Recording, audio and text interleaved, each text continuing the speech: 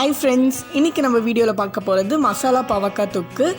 இது எப்படி ஈஸியாக வீட்டில் இருக்கிற பொருளை வச்சு செய்கிறது அப்படிங்கிறத இன்றைக்கி பார்க்கலாம். இதுக்கெலாம் முன்னாடி இதான் நீங்கள் ஃபஸ்ட் டைம் பார்க்குறீங்கன்னா கண்டிப்பாக நம்ம சேனலுக்கு சப்ஸ்கிரைப் பண்ணிடுங்க. வாங்க வீடியோக்குள்ளே போகலாம்.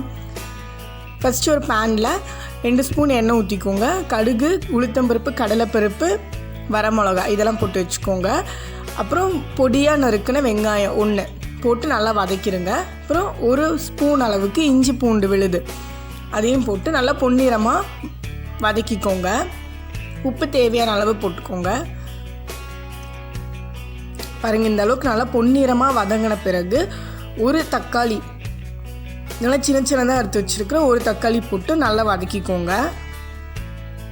நல்லா பச்சை வாசனை போகிற வரைக்கும் நல்லா வதக்குங்க. இப்போ நம்ம பாவக்காய் நல்லா குட்டி குட்டியாக எடுத்து வச்சுக்கோங்க. பாவக்காவை நல்லா கழுவி அப்புறம் இதெல்லாம் சேர்த்திருங்க. சேர்த்து அதையும் நல்லா வதக்கிக்கோங்க.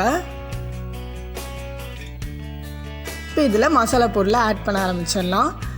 1/4 டீஸ்பூன் மஞ்சத்தூள் போட்டுக்கோங்க.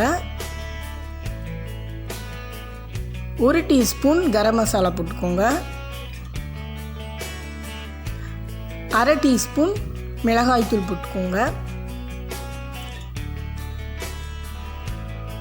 1/4 டீஸ்பூன் மல்லித்தூள்,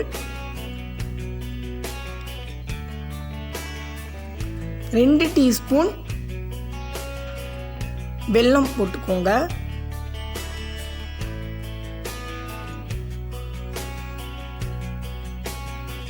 இப்போ இதை கலரிக்கலாம். வெல்லம் போட்டோன்னா இதுக்கு ஒரு இனிப்பு சுவையை நமக்கு தரும். பாவக்காய்க்கு இந்த கசப்பு எதுவும் இருக்காது. நம்ம நல்லா பொடியாக அறுத்துருக்கிறதுனால அவ்வளோக்கா கசப்பு பாவக்காய் தெரியாது.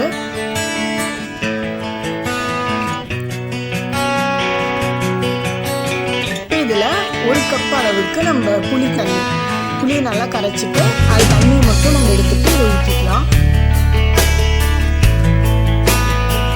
இப்போ உங்களுக்கு இதை ரொம்ப நாள் நீங்கள் வச்சு சாப்பிடுவோம்னா இந்த ஸ்டேஜ்லேயே நம்ம எடுத்துக்கலாம். இது ஒரு பாவக்காய் ஊறுகாய் மாதிரி கூட இருக்கும். இப்போ 1 கப் அளவுக்கு தேங்காய் பால், நல்லா கெட்டியான தேங்காய் பால் எடுத்துக்கோங்க. இல்லை எனக்கு இன்றைக்கி மட்டும்தான் நான் கிரேவி மாதிரி செய்யணும் அப்படின்னா